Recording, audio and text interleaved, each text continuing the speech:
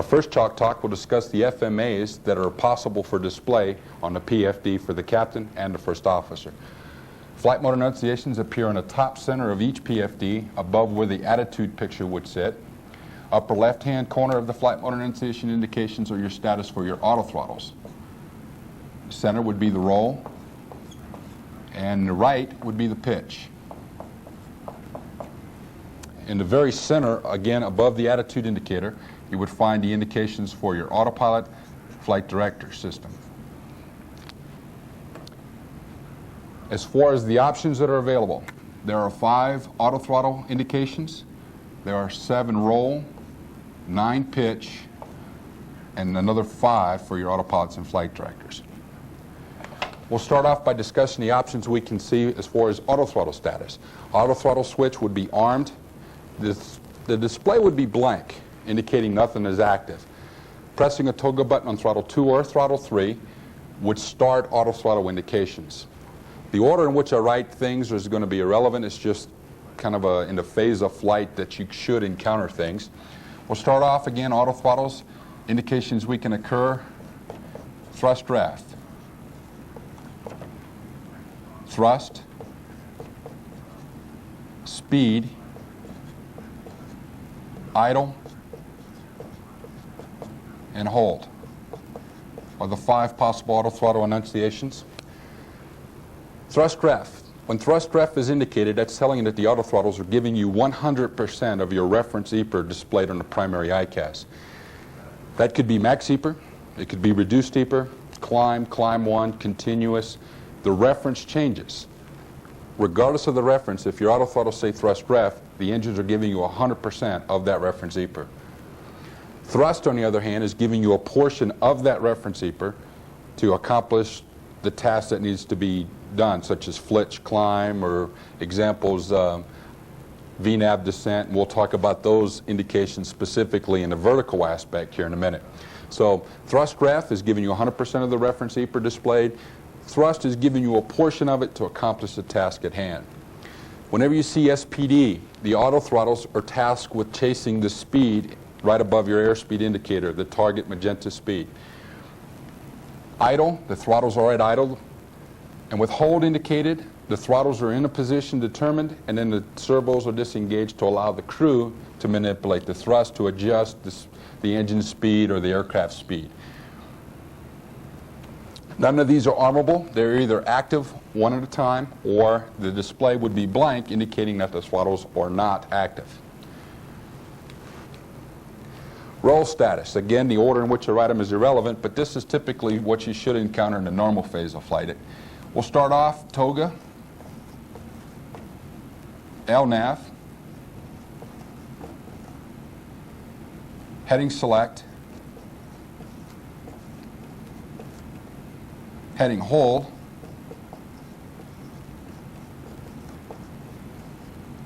attitude, loc, rollout. 1, 2, 3, 4, 5, 6, 7. Again, the order is really irrelevant, but these are the 7 possible roll modes we can encounter. Toga roll. When you see toga roll, your flight director command bar or the autopilot is referenced to the track across the ground at the time you lift off, or the track across the ground at the time you hit the toga button for a missed approach. LNAV. Whenever LNAV is indicated for the flight mode enunciations for roll, again the roll bar is referenced to the magenta line. Heading select, the roll bar is referenced to the heading that you have set in the MCP window. Heading hold is referenced to your current heading, regardless of what's in the heading select window. Attitude, the roll bar is referenced to the bank attitude that you had at the time you turned the flight director on or the autopilot for the first time, whenever the bank is greater than 5 degrees. Localizer, the roll bar and the autopilots are referenced to the localizer. Rollout, again the flight directors and autopilots are referenced to the localizer with 0 bank. Of the 7 modes, the 3 that are armable are LNAV, localizer, and rollout. Only one roll mode can be engaged at a time. However, the armable options may also be displayed as armed. However, when localizer goes active, it will replace whatever was previously there. Only one can be active at a time.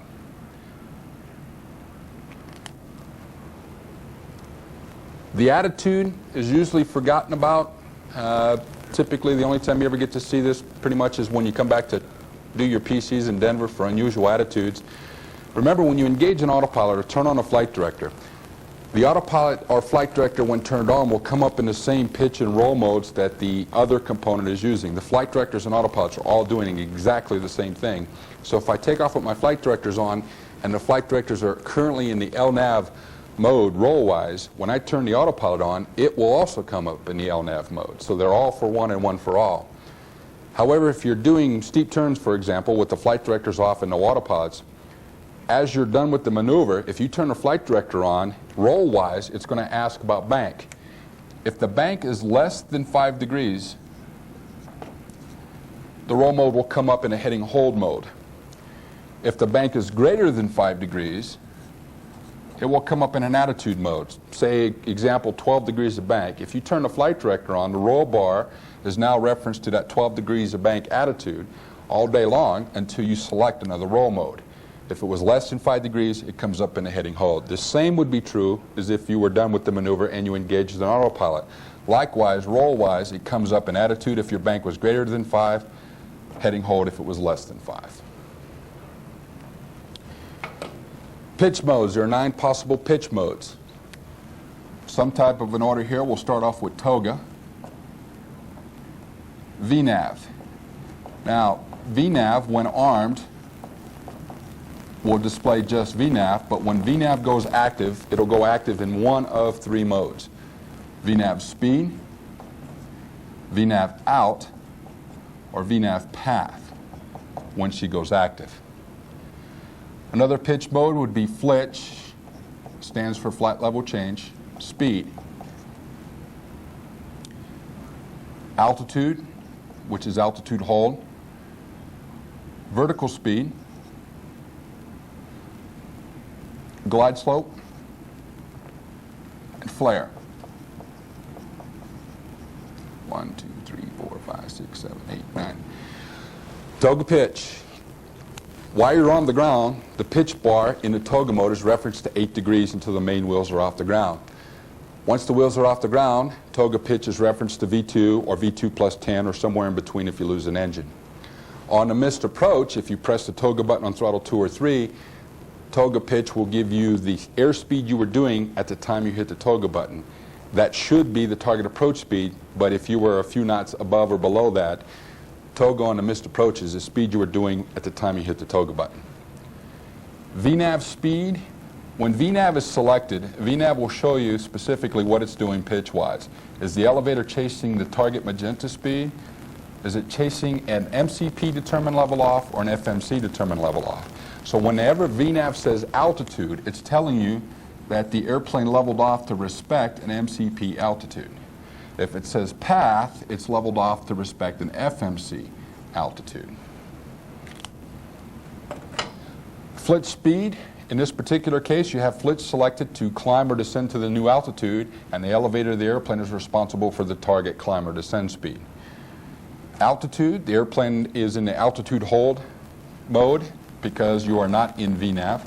So example, if you flitched yourself up to a new altitude, while you were climbing, it would say flitch speed, but once you're leveled off, the elevator is responsible for maintaining the altitude.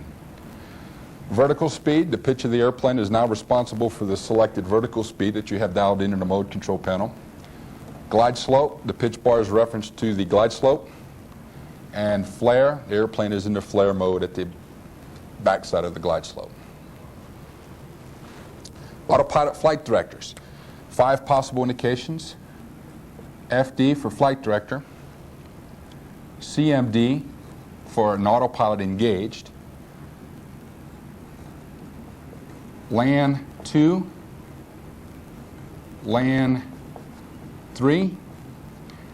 And this is an amber indication. I do not have an amber color. No auto land.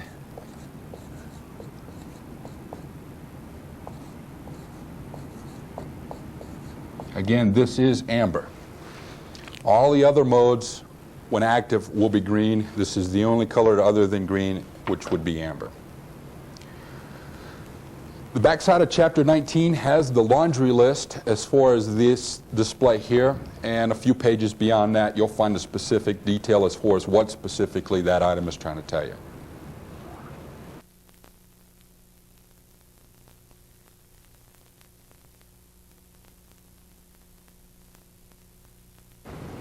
Our review now will discuss the flight mode enunciations encountered during an LNAV VNAV takeoff. We're sitting at the end of the runway, pointed down the runway. Airplane is configured, all checklists are complete. At this time, the auto throttle enunciations are blank. The auto throttle switch is armed, however, we haven't pressed the toga button yet, so as a result, the auto throttles are not active. Roll mode, the active roll mode at this time is toga. Likewise, the active pitch mode is toga. As far as the autopilot flight directors, right now we have FD for flight director. Armed mode, because this is an LNAV VNAV, LNAV is armed, VNAV is also armed. What this would tell us is that at this time the roll bar is centered. The roll bar is reference to the track at the time you lift off the ground, and until you lift off the ground the roll bar will remain centered even if you do wander through the center line. Toga pitch, at this time, because you're still on the ground, the toga pitch bar is referenced to 8 degrees. Once you lift off, toga pitch would be referenced to V2 or V2 plus 10 or somewhere in between, depending on where the engine was lost. FD, because the flight director is displayed right now and there is no autopilot. When we're ready to go, pilot flying will press one of the toga buttons on throttle 2 or throttle 3. At that time, we will get thrust ref. The remaining indications stay the same. Thrust ref. Thrust ref, we want 100% of our reference EPR set for takeoff. Remember, that can be max EPR or reduced EPR as determined by the display on the primary ICAST. In either case, we want 100%. Mistake here is that some folks think that because it's a reduced thrust takeoff, we would have the thrust indication. Thrust indication would be a portion of that EPR. We want all of it, so as a result, thrust ref. We're rolling down a runway with this indication, and at 65 knots of speed, the throttles will then say hold. Again, no other change on the other indications. The servos are now disengaged on the throttles. So if the flight crew elected, they could manipulate the throttles by pushing them up or retarding them, and the engines would respond. If you push the throttles up, if you're already at max EPR, the EECs will not let you overboost the engine. If you were at a reduced EPR takeoff and you push the throttles up, the engines would actually come up to the max EPR value and then stop. Continuing with our takeoff, at 50 feet above field elevation, LNAV will engage. All other modes will remain the same. LNAV will engage at 50 feet, however the airplane is not allowed to turn until 400 feet AGL. So LNAV engages at 50, but the airplane will not turn until 400 feet AGL. Also notice that these are above field elevations for these values. What the airplane will do is, passing through 100 knots, it'll take a sniff of the atmosphere around it. So it can determine the 50 feet above field elevation and 400 feet above field elevation values for these items to engage. At 400 feet above field elevation, VNAV will engage. Now when VNAV engages, it'll show you which mode it engaged in. At this time, the pitch of the airplane, the elevator of the airplane, is responsible for our climb out speed. So VNAV will go into the speed mode. The target magenta speed above your airspeed indicator, at this time is probably still V2, or if you have 4 engines, V2 plus 10. At that time, the pitch of the airplane is responsible for maintaining that.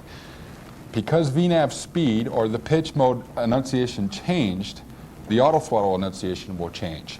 It will go from hold back to thrust ref. Keep in mind the engine power did not change here, just the indication. Pitch mode is going to determine the auto throttle mode. Notice the word speed has to appear on one side of this equation. Either the pitch of the airplane is responsible for the speed or the throttles are responsible for it. At this time, the climb out,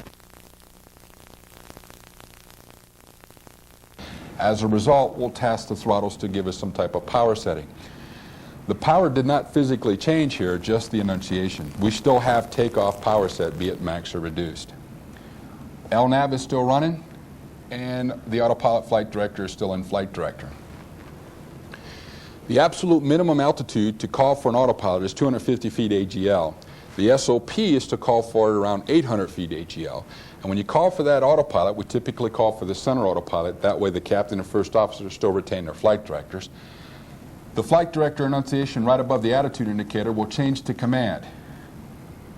So when this is all said and done, we'll have thrust ref, LNAV, VNAV speed. The autopilot is in command. It's tasking the elevator to give me my climb out speed. It's tasking the throttles to give me power.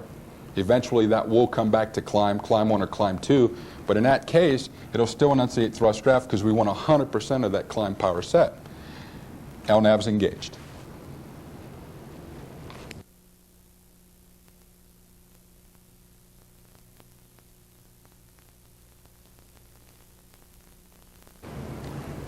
Our review now will be for the flight mode enunciations concerning a non-LNAV VNAV takeoff. Again, enter the runway, checklists are complete, auto throttle switch are armed, everything's ready to go. Auto throttle enunciation would be blank. The roll status would be toga. The pitch status would be toga. And your autopilot flight directors would be in flight director. Nothing is armed. So heading select and flitch will be used after airborne. We'll take off in the toga mode. Press the toga button. Throttles will go to thrust ref. No other indication will change. 65 knots, the throttles will go to hold, allowing you to manipulate the throttles if you need to. The next indication will occur at a positive climb on the airplane. Call out there was positive climb, gear up, heading select. At this particular time, reach out and press the heading select button on the mode control panel. The roll mode will go to heading select. Runway heading should have been put in the heading select window prior to departure or the initial heading after takeoff. Throttles are still in the hold mode. We're still in the toga pitch mode, and the flight director is still running. Acceleration height programmed in on the takeoff page. You have 800 feet for standard cleanup height or 3,000 feet for an ICAO cleanup height. In either instance, when you get to that acceleration height, you're going to call for flitch and a speed. Flitch speed will appear for the pitch enunciation. Because the pitch mode changed, the auto throttle mode has to show you what it's doing, so it no longer shows hold. When you selected flitch speed, this comes back to thrust. Unfortunately, flitch speed can only give us thrust. We still have takeoff power set, be it maxed or reduced. The power has not physically changed, just that the indication can only indicate thrust when you're in flitch speed. You truly have thrust ref, but the software only allows the word thrust to be appeared. You're still in the heading select mode, and we're still hand flying with the flight director. If 800 feet AGL appears before your acceleration height, you can call for the autopilot to command. So when this is all said and done, we'll wind up in thrust on the engines, heading select, flitch speed. The autopilot is using the elevator to maintain the climb out speed. Heading select is our roll mode, and the engines are giving us some type of thrust value. Eventually, this will be climb power, but in either case, flitch will only indicate thrust.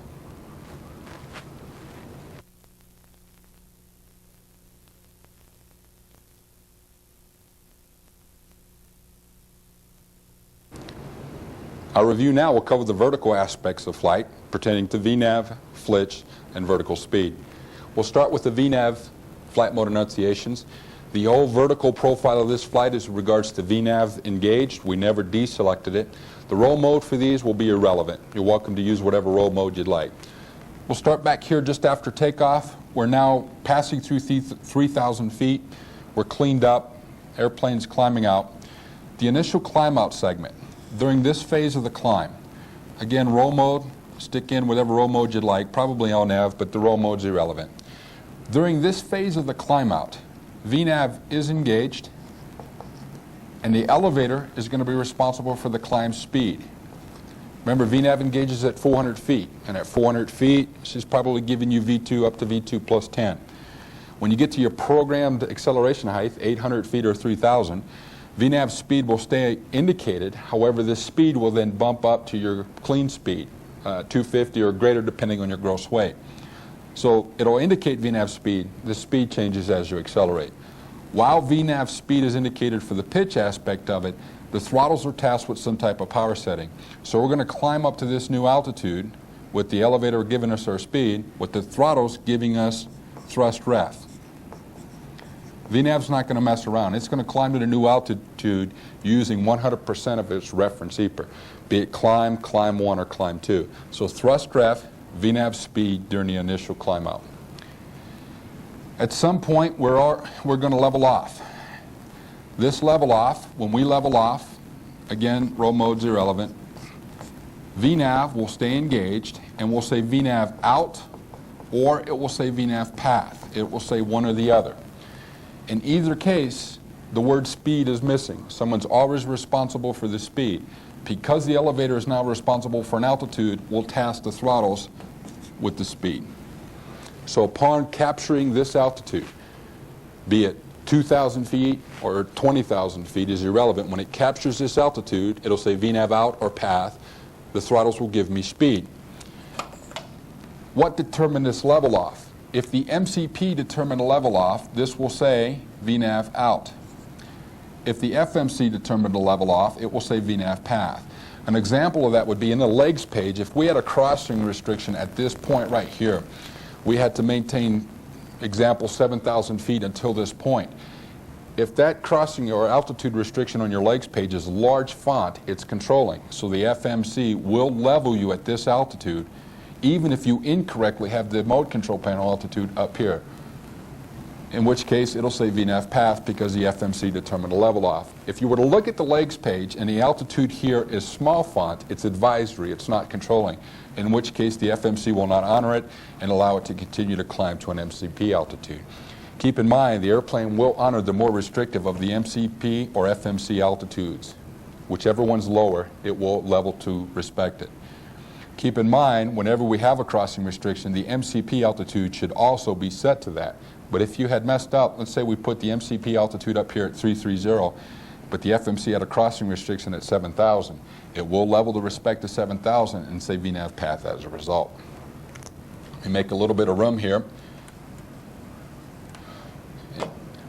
Once we continue our climb to our altitude, again, we're in VNAV speed.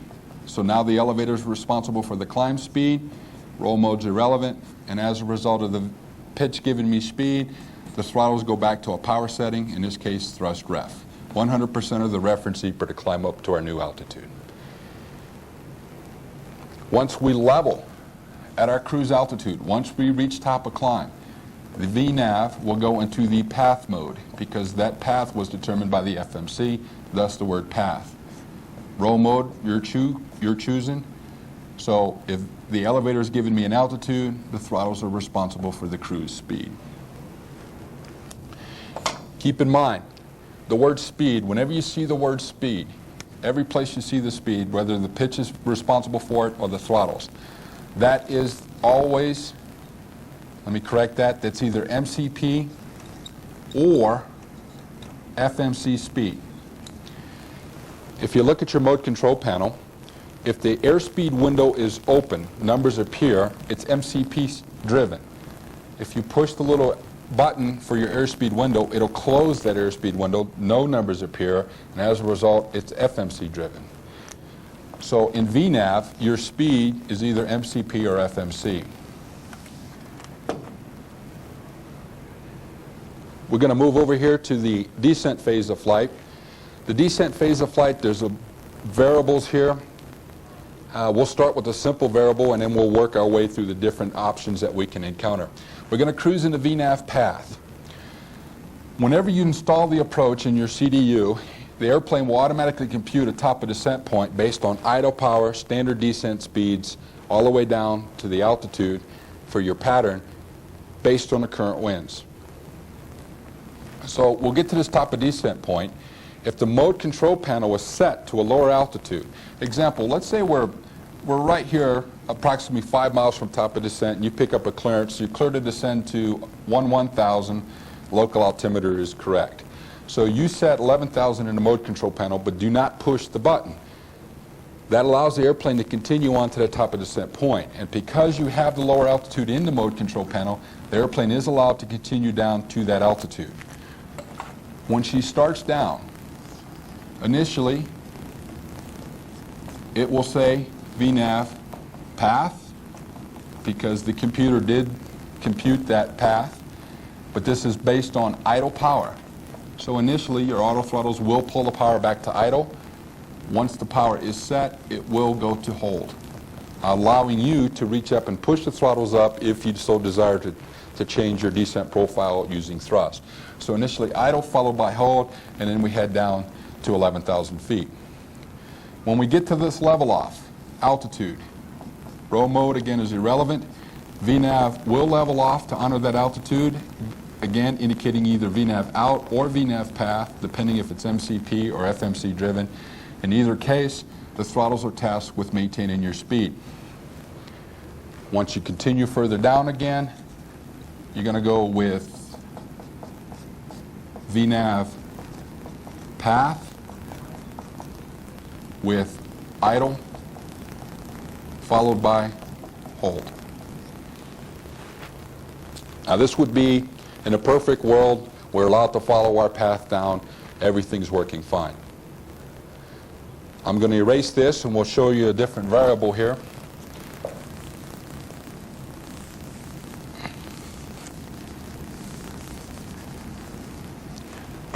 Let's say again we're back up to this point and you're cleared down to 11,000 with the local altimeter. If you decide to start down now, whenever you start a descent less than 50 miles, if you're inside of 50 nautical miles from the top of descent point, anywhere in this range, and you start down, you'll pick up a descent path that looks like this. The descent rate at that time will be 1,250 feet a minute initially. To do this, you would simply dial in the 11,000 feet and push the button. Pushing that button on the MCP tells VNAV to release the altitude you're at and go get the new one, either above or below you. So we dialed in 11,000 feet. We're anywhere inside the 50 nautical mile range. You hit the button, the airplane will start down at 1,250 feet a minute. During this portion of the descent, your roll mode is irrelevant. Pitch mode will go to VNAV speed. You are no longer on the path, so the elevator of the airplane is responsible for the descent speed. The 1,250 feet a minute is a responsibility of the engine power, so it will indicate thrust. The power will come back to set a thrust value to give you the descent rate of 1,250 while your elevator chases your descent speed. Eventually, the thrust will be set for that 1,250. Once it's set, it will indicate hold. Now the servos are disengaged, and if you want to adjust that descent rate, either shallow it out or increase it, you can manipulate your power as such, not as it indicates hold. Once you reach this point here, now you're back on the path, and as a result, your flight mode enunciations will change to VNAV path with idle, followed by hold for the remainder of the approach to landing. What would happen if you were greater than 50 nautical miles when you were cleared to descend? Anytime you're outside the 50 nautical mile range and you start down, be it 50.1 all the way out beyond to infinity, if you're outside of 50 nautical miles when you start down, what you'll wind up doing is paralleling the descent path. At that time, your flight mode enunciations would say VNAV speed with idle followed by hold. And you can see we would never pick up the path in this case. So if you descend outside of 50 nautical miles from your top of descent point, you'll parallel your descent path and you'll never get back to it. Now, once the auto throttles say hold, if you push the throttles up to shallow your descent rate, eventually you could drive it to capture the path, and whenever you capture the path, it'll say VNAV path followed by idle hold. All right, some more variables here.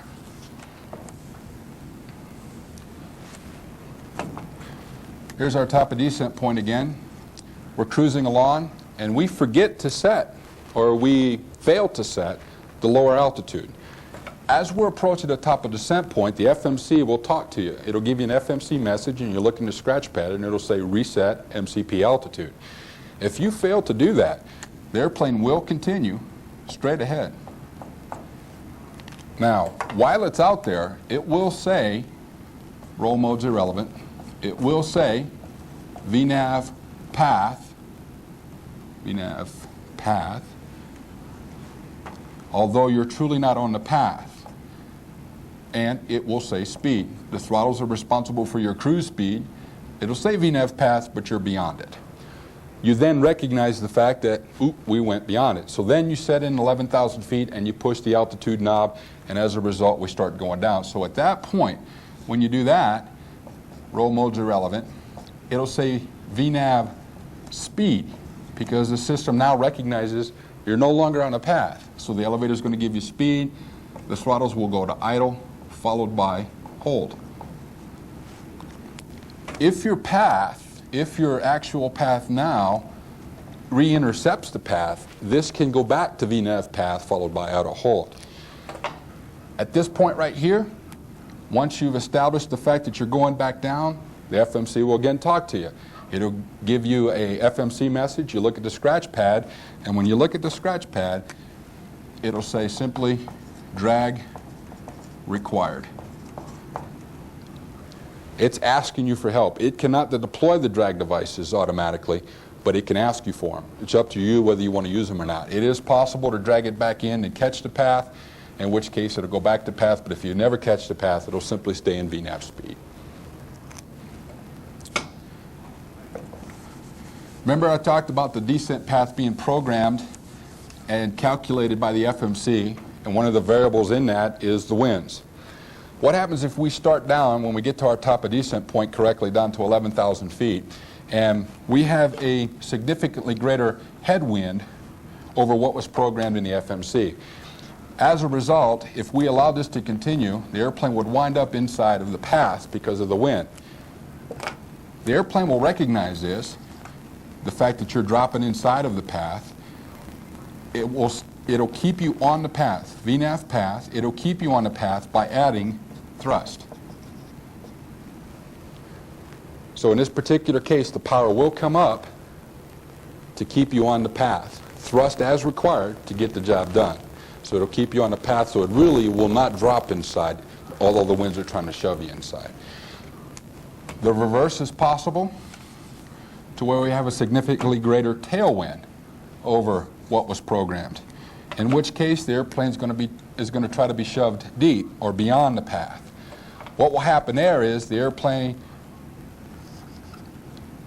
will simply pitch down to keep you on the path, and as a result it will say VNAV path and idle followed by hold. It's doing everything it can to keep you on the path, so if the wind is shoving you deep, the only thing you can do to stay on path is to drop the nose. As a result, your airspeed will increase.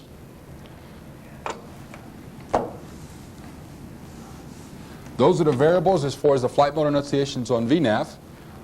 We'll clean this up and I'll reprogram it for a flitch vertical aspect.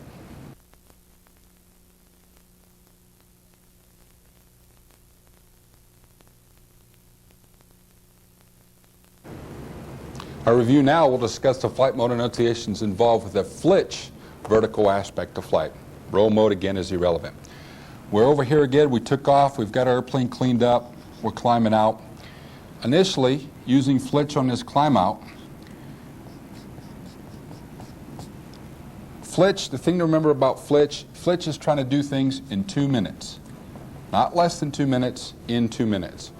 So, example, if you're climbing 1,000 feet using flitch, Flitch will climb you at 500 foot a minute. It doesn't want to climb any quicker because it would shorten it below 2 minutes. So it'll adjust the climb or descent rate to get you there in the 2-minute time. If it cannot descend or climb in 2 minutes, it'll do everything possible to do it. So Flitch is trying to do this in 2 minutes. If this initial climb, this climb to this new altitude, the distance is irrelevant. If the time is less than 2 minutes, it's going to say Flitch speed, thrust. The pitch of the airplane is responsible for your climb speed. The engine is responsible for power, as I need it, to do this in 2 minutes.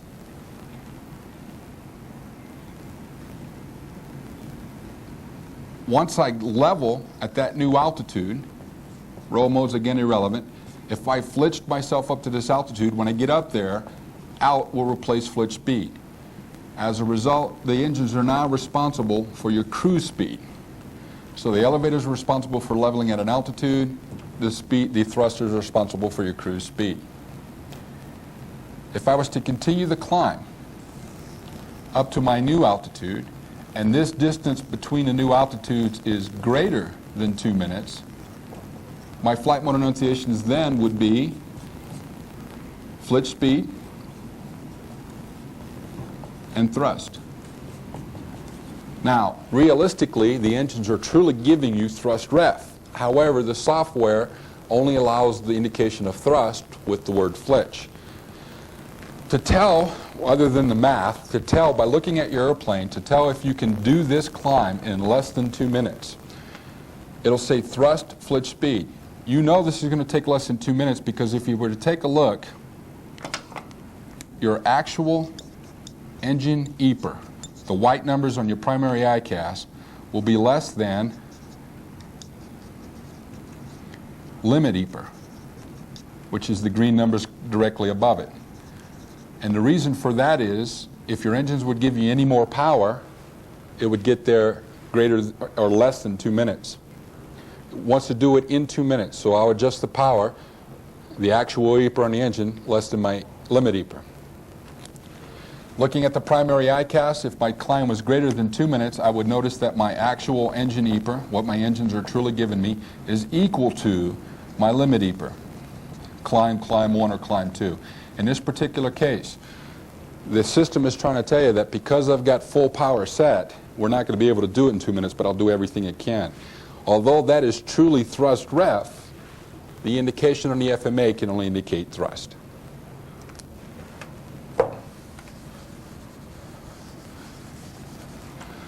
Once we reached our cruise altitude, again, notice the top of climb and the top of descent values are not there unless the FMC is truly working.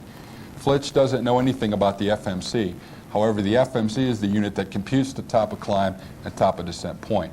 Flitch can work if both FMCs are dead. However, your top of climb and top of descent values come from the FMC. Once we level at our cruise altitude, the indications for your flight mode enunciations at that point will be altitude, roll modes irrelevant, speed. The auto throttles are responsible for my cruise speed, the elevators are responsible for this altitude. Keep in mind, unlike VNAV, the speed and the altitude, speed, altitude, are always MCP. Flitch knows nothing about your FMCs. So the word speed, be it tasked with the throttles of the elevator, and altitude are all MCP driven. For the descent aspect of it, when we're ready to go down, we'll dial in the lower altitude and we hit flitch and dial in our descent speed, at which point coming down the descent, you will have flitch speed. And if this descent is greater than 2 minutes, then the throttles will go to idle, followed by hold. I'll do everything I can to get you down into 2 minutes. We probably won't make it, but I'll do everything we can. Once we level at the new altitude on a descent, it will say altitude and speed. If we continue our descent, and this aspect of the descent is less than 2 minutes, then this will say thrust flitch speed. And the reason for that is, again, the pitch is responsible for your descent speed that you have dialed into the MCP. But if I was to pull the power back to idle like I did earlier, I would get there quicker than 2 minutes, which is what flitch is trying to avoid. So I add thrust as necessary to make it mathematically work out to 2 minutes. That's the vertical aspect of flitch. I'll clean this up and we'll talk about vertical speed.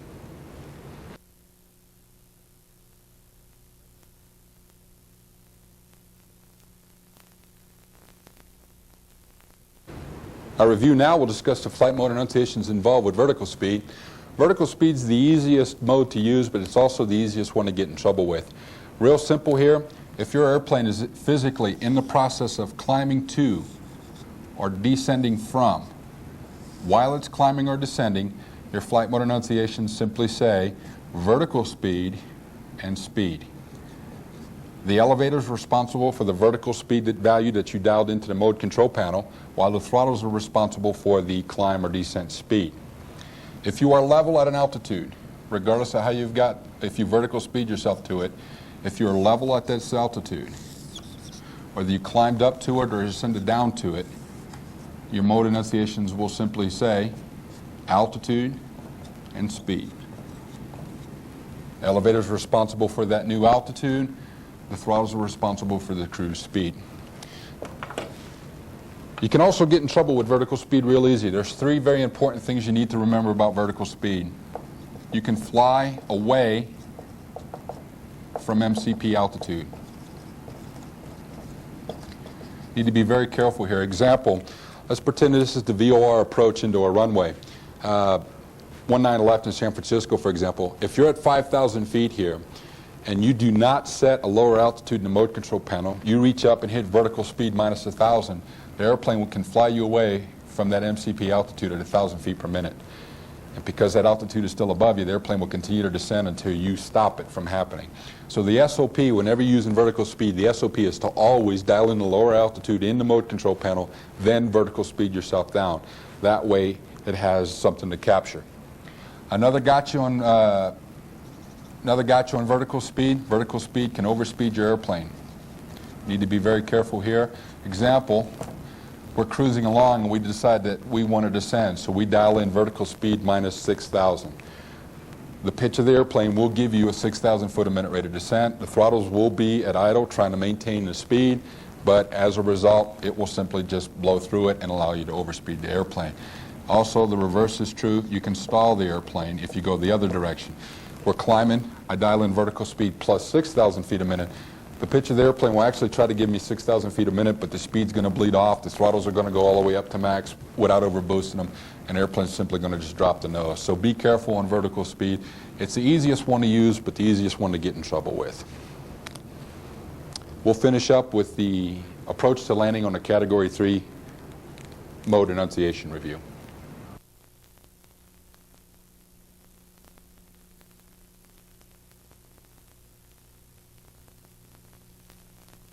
Our flight mode enunciation review will finish up with a Category 3 approach to landing or auto land. Start out, variables here, your choice. We have numerous roll modes we could be in. Realistically, let's say we're in a heading select mode. Other options would be LNAV, heading hold, things such as that to get to the final approach course. Heading select. In order to figure out what's in the auto throttle side of the house, I need to figure out what the pitch is doing. We'll say that we're level at this time. Options here would be altitude for altitude hold, VNAV out, VNAV path, vertical speed of 0 are all other options. But in this particular case, I'm going to choose to start off with altitude as an altitude hold. So because my elevator is responsible for an altitude, my auto throttles are tasked with speed. And the autopilot flight directors at this time, let's say that we have one autopilot in command. So we'll approach the landing starting from this indication here. When we're cleared for the approach, the pilot flying will reach up and select the approach mode and select the other 2 autopilots. At that time, we'll have heading select will be active.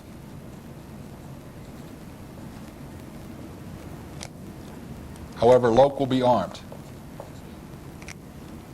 Altitude will be active. However, glide slope will be armed. The auto throttle and the autopilot flight director status stays the same. Keep in mind, all three lights are illuminated for your autopilots in the mode control panel, but when it says CMD, only one autopilot is in command.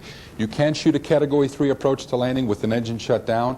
If the engine is shut down with a single autopilot engaged, you're responsible for rudder input, either through the rudder pedals or through rudder trim. The autopilots cannot do it single autopilot. So when you're cleared for the approach, reach up, select the approach mode, which arms the localizer and glide slope, and select the remaining autopilots. We're driving in on a cleared heading and a cleared altitude until which point the localizer captures. And when that happens, loc goes active. In this airplane, the heading bug is automatically married to your final approach course for you, so we're no longer required to manually set that. We're still in the speed mode for the auto throttles. We still have altitude captured with the glide slope arm, and we still single autopilot. We're driving in, and eventually the glide slope will capture, at which point glide slope will become active. So now the pitch bar and the autopilots are flying the glide slope. No other modes will change. We're coming down final. We're on the localizer. We're on the glide slope. At approximately 1,500 feet AGL, the airplane will begin to configure its electrical system and do self-tests to determine if an auto land is possible. So slightly below 1,500 feet, you'll get these indications. What your indications will say is localizer is captured, glide slope is captured. Hopefully your autopilot flight director says land 3, and your auto throttles will say speed. Rollout is armed, as is flare. So slightly below 1,500 feet, we should get land 3, flare and rollout are armed. There are 3 autopilots physically engaged. If the engine is shut down, the autopilots are now providing the rudder input for you. Neither autopilot has a flight director, because remember when your other autopilots came online, the flight control computer gave you the autopilot and took away the flight director, so we're forced to follow our approach using raw data. It is possible for this to say land 2, in which case at least 2 autopilots are engaged. They are responsible for the rudder input if they need it. If one of the autopilots failed to engage, that autopilot not being engaged would then allow the pilot on that side to retain the flight director. If it is a land 3, remember your decision height that you have set on your PFD represents an alert height. We're going to land. If it says land 2, that decision height you have in there represents a decision height. We'll continue on with our Category 3 approach to landing. Coming down final at about 50 feet AGL, flare will engage. All other modes stay the same. At 30 feet AGL, idle engages on the auto throttles, followed by hold. However, that indication usually drops off because after landing, when we go into reverse thrust, the EECs jump into the alternate mode. We lose the auto throttles at that point. So if the auto throttles were allowed to continue, it would indicate idle, followed by hold, but by the time it gets there, we've got rid of them by going into reverse thrust. In any case, at 30 feet AGL, the idles go to idle. All other modes stay the same. 5 feet AGL, rollout engages. Again, the auto throttles at that time are probably still in the idle position, or maybe we hold. Flare is still engaged. We still have the land 3. And that would continue all the way through the landing. Once you went into reverse thrust, your auto throttles indication would go away. If at any time you press a toga button on throttle 2 or throttle 3, if you press that toga button once, your flight mode enunciations would change to thrust, toga, toga, command. Now, toga, toga. Toga roll is reference to the track across the ground at the time you press that toga button, whether it's pointed down the runway or not. It's the track across the ground. Toga pitch is reference to the airspeed you're currently flying. Whether that's target approach speed or not is irrelevant. The current airspeed you were doing at the time you pressed the toga button. The thrust is applied. The power will come up if I press the toga button once to climb at 2,000 feet a minute. So it's the thrust that's giving me my climb value of 2,000 feet per minute, not the toga pitch. Also, all three autopilots are in command. You're no longer in a land 3 situation because you press the toga button and told the system we're out of here. If you do not interrupt, if you just let the airplane go, those autopilots will remain engaged and will provide rudder input for you. If I was to press the toga button twice, you would still get the toga-toga indication with the command on your autopilots. However, it thinks you really want to get out of there, so if you press the toga button twice, you get full thrust reference, which should be go-around power. So in that case, you've got a really good climb rate going. If we were to follow our SOP on a missed approach, in either case, pushing the toga button once or twice, we're going to toga-toga ourselves away from the ground. The autopilots are engaged. At 400 feet, we're going to call for a roll mode, be it LNAV, heading select, heading hold, based on what your missed approach clearance is. When you do that, the two autopilots will trip off, and now we're down to single autopilot. You now need rudder input through the rudders or through the rudder trim. So whenever you're single autopilot, you need that rudder input. 400 feet, we call for the roll mode. We're down to one autopilot. At 1,000 feet, we call for the pitch mode, and we clean up and accelerate to our missed approach altitude from 1,000 feet. Keep in mind, I can go around at any point in this phase. Outside of 1,500 feet, if I press the toga button, we can go. When I'm in a land 3 situation below 1,500 feet AGL, I can press the toga button and go around. 50 feet, flares engaged. I can press the toga button and go around. 30 feet, idle's coming back on the power. I can press the toga button and go around. I can even go around with rollout engaged at 5 feet up to 2 seconds after physically touching down. If you attempt to go around after that point, the airplane's not going to do it. She's stuck in the rollout mode. Also keep in mind that with rollout controlling and your autopilots engaged, you will not be able to clear the runway until you punch off the autopilots. That concludes our flight mode enunciation review. Again, Chapter 19 will have all of this information. It's scattered throughout the book. There's a laundry list at the back.